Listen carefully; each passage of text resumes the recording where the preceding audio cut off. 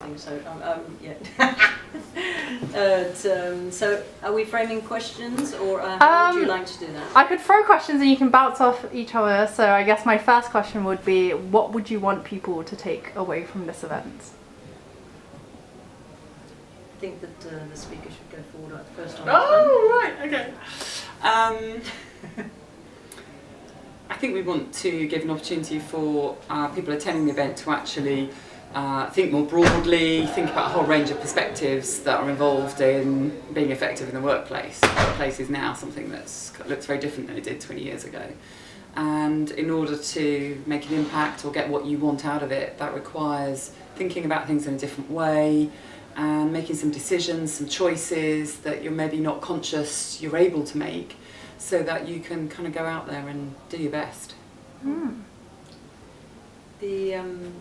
The way that I'm looking at it is that it's a really diverse group of people that we've got here on the panel, and so it gives people an opportunity to see different perspectives and that broadens things from their own perspective, and start realizing that there are all these opportunities, and that is a real live person that's going through this that can answer their questions. And I'm really hoping that we can have a nice sort of sounding board for that, and I'm really interested to hear other people's stories as well.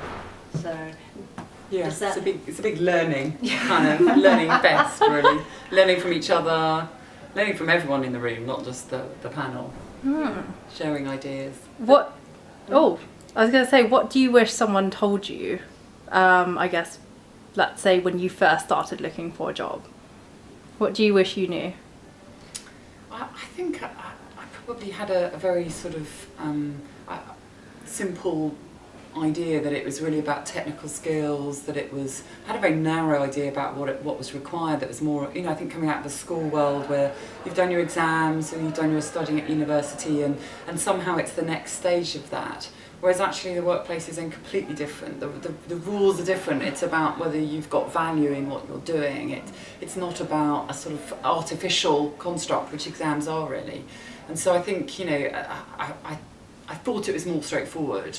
And I also thought there would be kind of lots of challenges, whereas it's much more, there's so much opportunity, there's so much scope for you to go in directions that you feel passionate about, to kind of make things happen. And to really kind of get out there, forget what you learned at school, and it's a fast, dynamic, complex world, and get out there, get into the thick of it. I wish that people had told me that I should aim higher. It took me a very long time to come to an understanding that I had anything to offer intellectually, and that actually. That for example, when I went to my first woodwork class or technical drawing, that I was thrown out because I was a girl. I wasn't allowed to do those things. When I was studying maths, I was made fun of because I was the only girl in the class. And I think the thing is that I hadn't actually realised till later how much of that stayed with me, and it took me a very long time to actually accept myself as somebody that actually had something to offer intellectually, and that's been a real journey. So I think that, and the funny thing is that for me is that it was really obvious to other people. They saw me, but I didn't see me. You're the last one to see it almost. Yeah, and that was the thing when I was at school. I think the thing is that I was just, all I wanted to do was work and earn money. I wanted to be the hamster on the wheel. I wanted to just not be a burden to my parents, and I wanted to help people, and that was pretty well as simple as it was. And as time went forward, I actually started to understand, because I was being promoted and I was being chosen to do different things, and suddenly I started realizing that the way that other people saw me, and that was a big surprise. That was a big transition for me. Still working with it. And a lot of that is actually just, that for me is about confidence. Confidence in who you are, confidence in what you're capable of, confidence in how you can go out, and you don't need to be the finished product. Everybody's learning. And there's a sort of mindset to that again can be quite negatively affected by upbringings and schools, not intentionally. but maybe you aren't in the best kind of confidence frame of mind to seize what's available in the workplace. Yeah, I really agree with that, and that's something that I still see with young people today, and I really, I want, from what I do, and hopefully we can get onto that, is that maybe they can see themselves through my eyes and see all of their potential and something like that, and that's something that, you know, that I've had some experience of, you know, and people can get very emotional when you say, I wish you could see yourself through my eyes, see your potential and your beauty and your power and everything like that. And it's not corny for me, it's real. And the actual potential that I see in so many of the young people that I meet, and some of the older people that are coming from ex-athletes, ex-military people who have been in very, very structured sort of things and had no concept of themselves other than as a piece of a larger puzzle. And suddenly they don't have, and it's terrifying and challenging, but also exciting, you know. And this whole thing is discovering different aspects of themselves, and that I want that journey for people to be more enjoyable.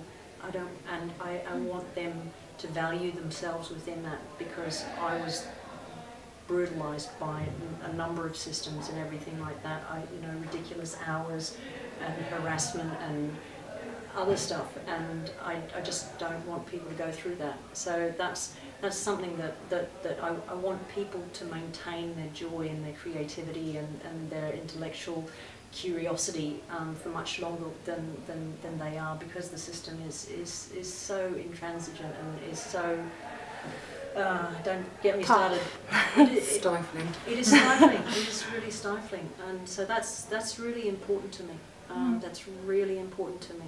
I want that sort of thing, and I don't care what age people are. Everybody. One of the oldest groups that I coached actually was they were 65, at the average age of 65, and they formed lifelong bonds off that thing. They were still together. Sort of. I came back 5 years later. They were all still together and everything, and they were so empowered by the whole experience, and that sort of thing for me, I treasure it. I absolutely treasure it if I can give people that glow and sort of another, a reason to wake up. That inspiration. Yeah, a reason to wake up with a smile on your face. I mean, that's what you want. That's what your job should be. You should wake up and you think, actually, yeah, and it doesn't have to be that perfect job that you change your world, but sometimes you're just a brick in the house.